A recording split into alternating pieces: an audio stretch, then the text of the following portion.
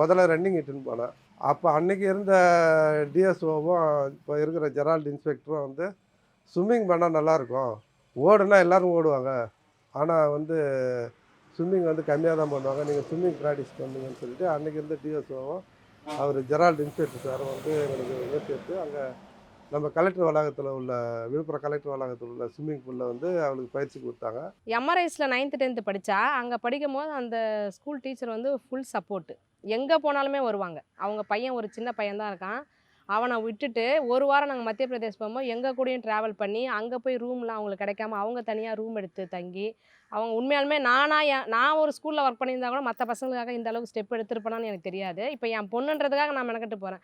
அந்த ஒரு விஷயத்தில் அந்த டீச்சரை வந்து ரொம்ப பாராட்டுக்குரிய விஷயம் சார். என்னால் ஏற்றுக்கவே முடியல. ஏன்னா ஒரு வாரம் நம்ம போயிட்டு அனுப்பிச்சி விட்டுட்டு வந்துடுவாங்க. நம்ம கூட ஒரு வாரமாக தங்கி கிளைமேட் ஒத்துக்கல. இந்த பாப்பாக்காக அவங்களும் ரொம்ப நிறையா கஷ்டப்பட்டுருக்காங்க சார். நாங்கள் ஸ்டேட் செலெக்ஷன் போகிறோம் சென்னைக்கு நேரு ஸ்டேடியத்தில். அங்கே பாப்பா 100, 200, 400 ரிலேவில் எல்லாத்தையும் கோல்டு அடிக்கிறதுனால பாப்பாவுக்கு ஒரு நேஷ்னல் போகிறதுக்கான ஒரு ஆப்பர்ச்சுனிட்டி கிடைக்குது. அப்புறம் மத்திய பிரதேச இண்டோரில் நடந்த நேஷ்னல் மீட்டில் வந்து 100 மீட்டரில் கோல்டும் 400 மீட்டரில் வெள்ளி பதக்கம், ரிலேவில் கோல்டு, லாங் ஜம்பில் 3வது இடம் வந்தோம். அங்கேயும் 4 பதக்கம் வாங்குறோம். அதுக்கப்புறம் இன்டர்நேஷ்னல் போகிறதுக்கு முன்னாடி ஒரு தேர்வு அவளுக்கு வைக்கிறாங்க. ப்ராக்டிக்கலாக வைக்கும்பொழுது பெங்களூரில் சாய் சென்டரில் தான் வைக்கிறாங்க. அங்கேயும் நாங்கள் கூட்டிகிட்டு போகிறோம். பாப்பா அங்கேயும் வந்து என்ன பண்ணுறாங்க, 100, 200, 400ல் கோல்டு அடிக்கிறாங்க. அதுக்கப்புறம் தான் எங்களுக்கு மலேசியா போகிறதுக்கு ஒரு வாய்ப்பு கிடச்சிச்சு. மலேசியா கோலாலம்பூரில் வந்து ஏஷியன் பசிபிக் டெப் கேம் நடந்தது. அதில் வந்து பாப்பா செலக்ட் ஆகி போனோம்.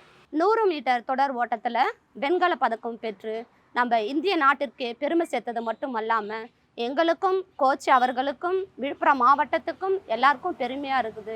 இதனால நாங்கள் ரொம்ப சந்தோஷமாக இருக்கிறோம். பாப்பாவை பெற்றெடுக்கும் போது இருந்த சந்தோஷத்தை விட அவள் இந்த போய் ஃபஸ்ட்டு தடவை வின் பண்ணும் போது எங்களுக்கு அளவில்லா சந்தோஷம். அதை எப்படி சொல்கிறதுன்னு தெரியல.